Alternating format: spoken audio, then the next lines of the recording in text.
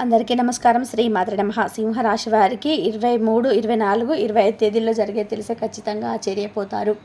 ఎన్ని పనుల్లో ఉన్నా సరే ఒక్క 10 నిమిషాలు మీరు వీడియో ఓపికగా విన్నట్లయితే ఈ వీడియో ద్వారాగా అసలు మీకు ఏం జరగబోతుంది, ఈ 3 రోజులు మీకు ఎలా ఉండబోతుందనే విషయాలు పూర్తిగా తెలుస్తాయి. ఎంత అదృష్టం ఉంటేనో ఈ వీడియో అనేది మీ కంట పడుతుంది. అంతకన్నా అదృష్టం ఉంటేనే వీడియోను పూర్తిగా వినే ప్రయత్నం మీరు చేస్తారనమాట. ఎందుకంటే ఎన్ని రకాల సమస్యల నుంచో ఈ సింహరాశి వారు వీరి జీవితపరంగా బయటపడ్డారని చెప్పుకోవచ్చు. కానీ కష్టాలు అంటే ఏంటంటే అడవిలో సింహం అన్ని జంతువులను వేటాడుతుంది, కానీ ఇక్కడ మాత్రం సింహరాశి వారిని కష్టాలు వేటాడుతున్నాయని చెప్పుకోవచ్చు. ఎన్ని రకాలైనటువంటి కష్టాల నుంచి బయటపడుతున్నా సరే ఒకటికి తీరంతరికి ఇంకొకటి ఇలా ఏంటంటే వేటాడడం మొదలుపెట్టాయన్నమాట. దీనివల్ల చాలా ఉక్కిరిబిక్కిరి అవుతున్నారు చెప్పుకోవచ్చు ఈ సింహరాశి వారు. చాలా వరకు కూడా వీరికి ఉన్నటువంటి ధైర్యము, సాహసము, తెలివితేటల వల్ల వాటి నుంచి చాలా వరకు సునాయాసంగా బయటపడగలుగుతున్నారు. కానీ ఒక్కొక్కసారి కొన్ని ఏంటంటే మరి మితిమించిపోతున్నాయి. అలాంటి సమస్యలు అసలు మీకు ఎందుకు వస్తున్నాయి, వాటి నుంచి బయటపడడం కోసం కూడా సింపుల్గా నేను మీకు కొన్ని నియమాలను చెప్తాను. అవి కనుక మీరు పాటించినట్లయితే వాటి నుంచి తేలికగా బయటపడగలుగుతారు. లేకపోతే మీకు చిన్న చిన్న వాటి వల్లనే మీకు పెద్ద సమస్యలు తెలిసి తెలియని వాటి వల్లనే ఎక్కువ జరుగుతూ ఉంటాయన్నమాట. కాబట్టి పూర్తిగా వినండి. ఈ సింహరాశి వారిది ఏంటంటే రాశి చక్రంలో 5వ రాశి. ఈ రాశికి అధిపతి రవి. రవి అంటే సూర్య భగవానుడు అనమాట. వీరికి ఈ సింహరాశి వారికి సూర్య భగవానుడి యొక్క ఆశీస్సులు అనేటివి ఎప్పుడు కూడా నిండుగా ఉంటాయి. మీరు ఎప్పుడు కూడా ఉదయం లేచినప్పుడు, స్నానం చేసినప్పుడు కానివ్వండి, లేదా ప్రశాంతంగా బ్రష్ చేసుకున్నప్పుడు తర్వాతనైనా సరే కాళ్ళు చేతులు కడుక్కుంటారు కదా, అప్పుడైనా సరే మీరు సూర్యుడికి నమస్కారం చేసుకోండి. ఎందుకంటే సూర్యుడు కనిపించేటువంటి దైవం అన్నమాట. కాబట్టి మీరు సూర్యుడికి నమస్కారం చేసుకోవడం వల్ల మీకు గురువు ఏంటంటే రవి అంటే సూర్యుడు అన్నమాట. మీరు సూర్యుడికి ఎంతగా నమస్కారాలు చేసుకొని సూర్యుడికి స్నానం చేసిన తర్వాత ఒక చెంబడు నీళ్ళని ఆరోగ్యంగా సమర్పించుకోవడము, అలాగే మీకు అవకాశం కుదిరితే ఇంట్లో సూర్య నమస్కారాలు చేసుకునే ప్రయత్నం కూడా చేయడము. సింపుల్గా ఎక్కువ అవసరం లేదు. మనకు సూర్య నమస్కారాలు చేసుకోవడానికి 12 రకాల ఆసనాలు ఉంటాయన్నమాట. అవి మీరు రోజుకి 1 లేదా 2 రౌండ్లు అలా వేస్తే అంటే 12 సార్లు వేసుకోగలిగితే మీకు ఉన్నటువంటి అనారోగ్య సమస్యలు అనేటివి కూడా చాలా వరకు కూడా తగ్గుతాయి. మనశ్శాంతి అనేది ఉండి మీకు మనోధైర్యం అనేది ఇంకా కాస్త పెరుగుతుందన్నమాట. అలాగే మీరు కాస్త ధ్యానం అనేది కూడా చేయాలన్నమాట. ఇంకా మీ గురించి మరిన్ని ఆసక్తికరమైన విషయాలు తెలుసుకునే ముందుగా ఒక చిన్న రిక్వెస్ట్ అండి. ఈ వీడియో కనుక మీకు నచ్చినట్లయితే ప్లీజ్ లైక్ చేయండి, షేర్ చేయండి, సబ్స్క్రైబ్ చేసుకోవడం మాత్రం అస్సలు మర్చిపోకండి. సింహరాశి వారు ఏంటంటే వ్యక్తిగతంగా చాలా చాలా మంచివారండి. వీరు ఎక్కడ కూడా ఎవరికి కూడా చెడు తలపెట్టేటువంటి వ్యక్తులు కాదు. వీరికి ఉన్నటువంటి ధైర్యానికి కానీ, సాహసానికి కానీ, తెలివితేటలకు కానీ ఎవరినైనా సరే వీరి ముందల తల వంచాల్సిందే. అంటే ఎవరినైనా సలహాలు వీరు ఒకరికి సలహాలు ఇస్తారు కానీ ఎవరి దగ్గర తీసుకోవడానికి ఇష్టపడరు, ఒకరి కింద పని చేయడానికి అంతకన్నా కూడా ఇష్టపడరు అనమాట. అంటే ఎవరన్నా ఒక మాట అంటే వీరికి ఎంత కోపం వచ్చేది. వీరు తప్పు చేస్తే తప్పకుండా తలంచుతారు. కానీ వీరి ఏ తప్పు లేనప్పుడు వీరు ఎవరినైనా అంటే ఒక మాట అన్నా చేసినా కూడా ఎవరన్నా వీరినంటే వీరికి ఎంత కోపం వచ్చిద్దంటే వారిని ఇంకా జీవితంలో క్షమించడం అనేది జరగదన్నమాట. వారి ముఖం చూడడానికి కూడా ఇష్టపడరు వీరు. అంత పట్టుదల అనేది సింహరాశి వారికి ఉంటుందన్నమాట. అలాగే అడవికి రాజుగా మన సింహాన్ని చెప్పుకుంటాము. అలాగే వీరికి ఏంటంటే వీరు ఎక్కడైతే ఉంటారో వారి చుట్టుపక్కల అన్నిట్లో, అది కుటుంబంలో అవ్వచ్చు లేదా బయట అవ్వచ్చు, ఎక్కడైనా సరే ఇరుగు పొరుగు వాళ్ళని ఎక్కడ గమనించినా సరే వీరికంటూ ఒక హోదాను తెచ్చుకుంటారనమాట. పలాని వాళ్ళు జనాలు తప్పకుండా గుర్తుంచుకుంటారు. పలానా పేరు చెప్తే అందరికీ ఎవరికైనా సరే తెలియాల్సిందేనమాట. అంటే అంత గౌరవ మర్యాదలు, పేరు ప్రతిష్టలు అనేటివి బయట తీసుకొచ్చుకుంటారు. ఎవరిని కూడా తుంచి పడేయడం కానీ, తీసేసి పడేయడం కానీ, ఎవరిని కూడా ఇబ్బంది పెట్టడం కానీ వీరు ఇంతవరకు చేయలేదు. చేయాలనే ఆలోచన కూడా వీరికి ఉండవన్నమాట. కాబట్టే మీ రాశి పరంగా దైవానుగ్రహం అనేది పుష్కలంగా ఉందన్నమాట. ఎంత ధైర్యం ఉన్నప్పటికీ మీకు ఈ మధ్య అనారోగ్య సమస్యలు మనం ఇంతకుముందు చెప్పుకున్నట్టుగా కొన్ని చిన్న చిన్న అనారోగ్య సమస్యలతో, మానసిక సమస్యలతో నలిగిపోతున్నారు.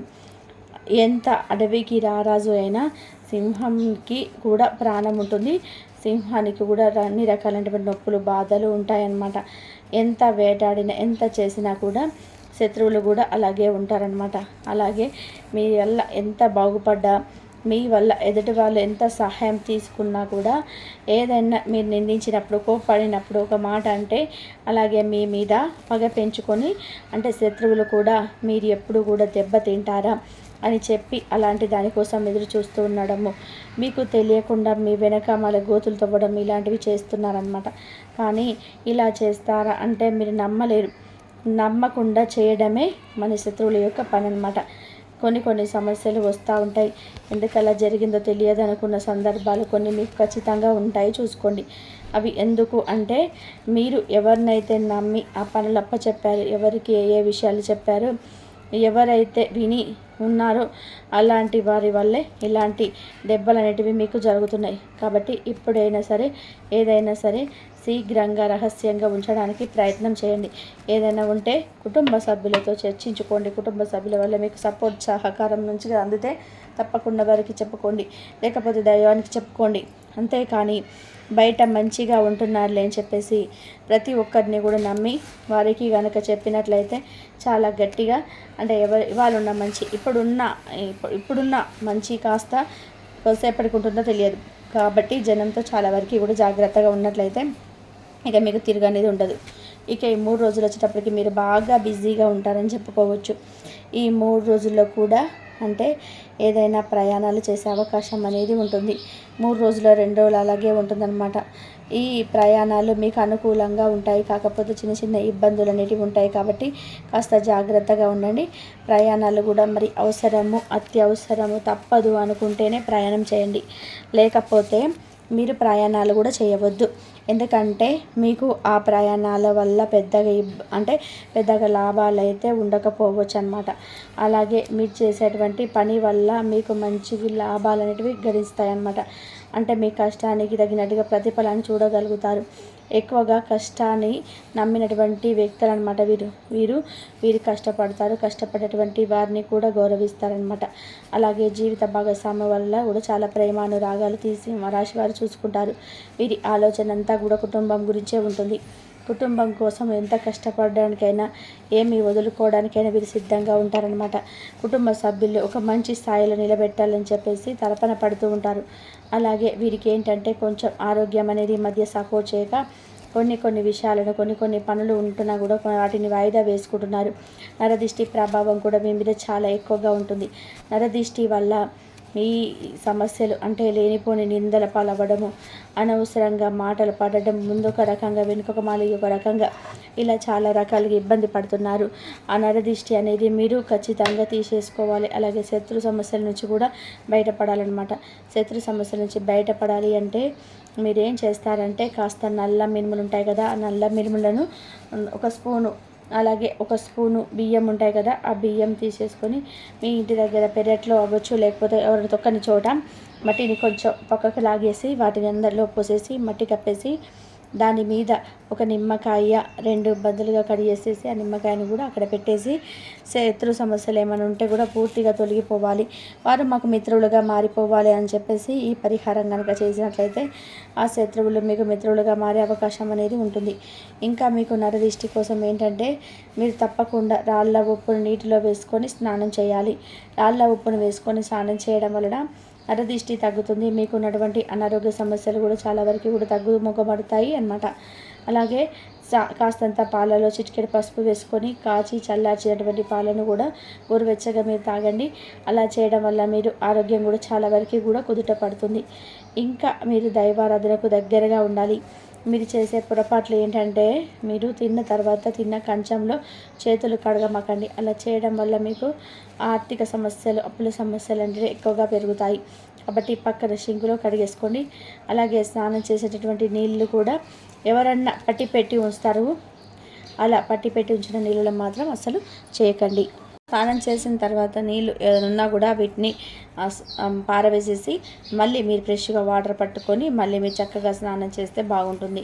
ఎందుకంటే నీళ్ళు చాలా ఉన్నాయని చెప్పేసి కావాలని చెప్పి మీరు ఎక్స్ట్రా తిప్పుకోమాకండి. అలా ఒకరు చిన్నపిల్లలు అవ్వచ్చు, పెద్దవాళ్ళు అవ్వచ్చు, అలా స్నానాలు చేసేటువంటి నీటిలో మీరు కూడా చేసినట్లయితే వారి యొక్క సమస్యలు మీకు చుట్టుకునే అవకాశం అనేది ఉంటుంది. అలాగే మీరు మాంసాహారం కొంచెం తగ్గించుకోండి. మాంసాహారం వల్ల మీకు అనారోగ్యం అనేది కొంచెం ఎక్కువ అయ్యే అవకాశం అనేది ఉంటుంది. కాబట్టి చక్కగా ఆకుకూరలు, పండ్లు, కూరగాయలు, మంచిగా జ్యూసులు, డ్రై ఫ్రూట్స్, బాదం పప్పు రోజు నానబెట్టుకొని తినడము, కాస్త రోజుకు ఒక పండు లేదా 2 పండ్లు తినటము, ఇలాంటివి చేయండి. వీటి వల్ల మీకు ఆరోగ్యం అనేది ఇంకా మంచిగా ఉండే అవకాశం అనేది ఉంటుందన్నమాట. అలాగే మీకు ఉన్నటువంటి ఇంకా దోషాలు పూర్తిగా పోవాలి అంటే మీరు రోజు భోజనం చేసేటప్పుడు మొట్టమొదటి ముద్ద కాకికి పెట్టండి. మీ ఇంటి గోడ మీద కాకికి పెట్టేసేయండి. 1 రోజు 2 రోజులు తినకపోయినా తర్వాత రోజు నుంచి అది కూడా అలవాటు అయిపోయి చక్కగా తింటాయి అన్నమాట. ఎందుకంటే కాకుల రూపంలో పితృదేవతలు తిరుగుతూ ఉంటారు. ఒక పితృదేవతల దోషాలు ఏమన్నా, సర్పదోషాలు ఏమైనా తెలియక కర్మలు, గత జన్మలు ఇలాంటివి ఏమైనా ఉన్నా కూడా ఇలా చేయడం వల్ల తొలగిపోతాయన్నమాట. అలాగే మీ ఇంటికి కుక్కలు వస్తుంటే కుక్కలకి కూడా మీరు ఆహారంగా ఏదైనా బిస్కెట్లు అవ్వచ్చు, లేదంటే ఏదైనా చపాతీ, రొట్టె, ఇలా పెరగన కానివ్వండి, ఇలా మీకు ఉన్నంతలే శక్తికి తగ్గినట్టుగా ఎక్కువ అనొద్దు. ఒక ముద్ద వేస్తే మీకు మీ చేతితో వేయడం వల్ల దోషాలు అనేటివి పోతూ ఉంటాయన్నమాట. ఎందుకంటే ఎప్పుడైనా సరే మనము ఇలాంటి వాటి వల్ల ఇలా ఎప్పుడైతే మనం చేస్తూ ఉంటామో, ఇలా కాకులకి, నోరు లేని మూగజీవాలకి మనం ప్రేమిస్తూ అలాంటి వాటికి ఆవులకైనా సరే మీరు పెట్టండి. ఆవులకు కూడా పెట్టడం వల్ల కూడా అరటిపండ్లు, చిన్న బెల్లం మొక్క, నానబెట్టినటువంటి శనగలు అవ్వచ్చు, ఉడకబెట్టినవి, లేకపోతే గుగ్గిళ్ళు, ఇలాంటివి ఏవో ఒకటి మీరు పెట్టడం వల్ల, ఒక క్యారెట్ అయినా, ఒక టమాటా అయినా, ఇలాంటివి పెట్టడం వల్ల ఏంటంటే మీ చేత్తో తెలియక చేసిన పాపాలన్నీ కూడా ముందు దోష నివారణ అయిపోతాయి. ఎప్పుడైతే మనకు ఆ కర్మలు తగ్గుతాయో మన జీవితంలో మనకు సమస్యల సంఖ్య అనేది ఆటోమేటిక్గా తగ్గుతుందన్నమాట. అలాగే మీ చేత్తో మీరు ఎవరికి శుక్రవారం రోజున డబ్బులు అనేటివి ఇవ్వద్దు. అవసరమైతే తప్పదు, కానీ అప్పుల రూపంలో కానీ, చేయబదులు కానీ, మంచి వద్దలు కానీ ఎవరికి కూడా ఉండవద్దు. మధ్యవర్తిగా ఎవరి విషయాల్లో తలదూర్చవద్దు. అడిగిన దానికి సమాధానం చెప్పండి. మంగళవారం రోజున కాస్త ఎరుపు రంగు టమాటాలు అవ్వచ్చు, పప్పు కూరలు అవ్వచ్చు, ఇలాంటివి కూడా వండుకోవద్దు. నలుపు రంగు అంటే బట్టలు ఉంటాయి కదా, వస్త్రాలు, అవి చాలా వరకు కూడా వేసుకోవడం తగ్గించండి. ఎప్పుడైనా వేసుకోండి. కానీ మీకు దేవాలయానికి వెళ్ళేటప్పుడు కానీ, ఇంట్లో పూజ చేసే సమయంలో కానీ ఇలాంటప్పుడు కాస్త నలుపును పక్కన పెట్టేసి మిగిలినవి ఏ రంగులు వేసుకున్నా కూడా మీకు బాగా కలిసి వస్తుందన్నమాట. అలాగే పర్సులో కూడా మీకు దీపారాధన చేసుకునేటప్పుడు ఒక యాలక్కాయని పెట్టుకొని అక్కడ దీపారాధన చేసుకున్న తర్వాత దేవుడి ముందు పెట్టేసి, మాకు ఆర్థికంగా బాగా కలిసి రావాలి, మేము మంచిగా ఎదగాలి, అప్పులు ఏదన్నా ఉంటే తీరాలి, మేము ఏదైనా కొనుగోలు చేసుకోవాలి అని చెప్పి ఆ యాలక్కాయని కూడా మీ పర్సులో కానీ, మీ జేబులో కానీ పెట్టుకున్నట్లయితే మీకు ధనం అనేది బాగా ఆకర్షిస్తుంది అనమాట. యాలక్కాయని అలాగా నియమాలు పాటించండి. అవకాశం కుదిరితే సోమవారం రోజున శివాలయానికి వెళ్ళండి. శివారాధన ఎక్కువగా చేసుకుంటూ ఉండండి. శివుడికి చెంబు నీళ్ళతో అభిషేకం చేస్తూ ఉండండి. ఇంట్లో కూడా కుదిరినప్పుడల్లా కూడా నిత్యం దీపారాధన చేయడము, లక్ష్మీ స్తోత్రాలు చదువుకోవడము, ఇలాంటివి చేసుకోవడం, ఇలా ఇందాక చెప్పినట్టు సూర్య నమస్కారాలు చేసుకోవచ్చు, ధ్యానము, ఇలాంటివి చేసుకోండి. సమయానికి తిండి, సమయానికి నిద్ర తప్పనిసరి. పనులు ఏదైనా ఉన్నా అడావిడి పడవద్దు. నిదానంగా పనులన్నీ జరిగిపోతాయి. ఎప్పటి పనిని అప్పుడు వాయిదాలు వేసుకోకుండా పూర్తి చేసుకుంటే మీకు మంచి తేలికగా ఉంటుందన్నమాట. ఇలా చేసినట్లయితే మీకు తిరిగి ఉండదు. కాబట్టి ఈ 3 రోజులు మీకు ఏంటి అనేది, ఈ సింహరాశి వారు ప్రతిదీ కూడా బాగా కలిసి వచ్చి ఒక మంచి స్టేజ్లో ఉంటారని చెప్పేసి మనం చెప్పుకోవచ్చు.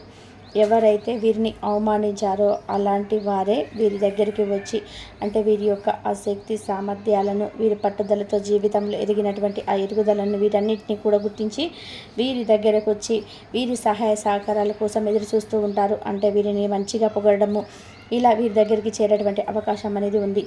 కాబట్టి మీరేంటంటే అలా ఎవరైతే మిమ్మల్ని, అంటే మీరు ఇబ్బందుల్లో కష్టాల్లో ఉన్నప్పుడు ఎవరైతే మిమ్మల్ని అవమానించారో అలాంటి వారు దగ్గరికి వచ్చారు కదా అని చెప్పేసి అక్కున చేర్చుకోకుండా వారిని ఎంతలో ఉంచాలో అంతలో ఉంచేసేయండి. అలాంటి వ్యక్తులను పక్కన పెట్టేసేయండి. ఇప్పటికైనా సరే, అంటే చిన్న వయసులో తెలియక ప్రతి ఒక్కరిని కూడా గుడ్డిగా నమ్మి ఉండవచ్చు. అలాంటి దానివల్లే మీరు ఎన్నో రకాలైనటువంటి సమస్యలు ఎదురు చూశారు, అంటే బేస్ చేశారు. కానీ ఇప్పుడు పొరపాటున కూడా మళ్ళీ అలాంటి పొరపాటు అనేది చేయవద్దు. ఎప్పుడైనా సరే ఎవరిని ఎంతలో ఉంచాలో, ఎవరిని ఎక్కడ ఉంచాలో అక్కడే ఉంచేసేయండి. ఏదైనా కష్టం కానీ, ఏదన్నా చెప్పుకోలేని బాధ ఉన్న ప్రతి మనిషికి, ఎంతలా కోటేశ్వరుడికైనా సరేనండి, చెట్టు కింద ఉండే వాళ్ళ దగ్గర నుంచి కారులో తిరిగే కోటేశ్వర్ల దాకా కూడా ప్రతి ఒక్కరికి కూడా ఎవరికి కష్టాలు వాళ్ళకు ఉంటూనే ఉంటాయి. కాబట్టి సింహరాశి వారు ఇటువంటి విషయాలలో కొంచెం జాగ్రత్తగా ఉంటే చాలా బాగుంటుంది. దైవారాధన చేసుకోండి. ఇంతవరకు చూసినందుకు ధన్యవాదాలు.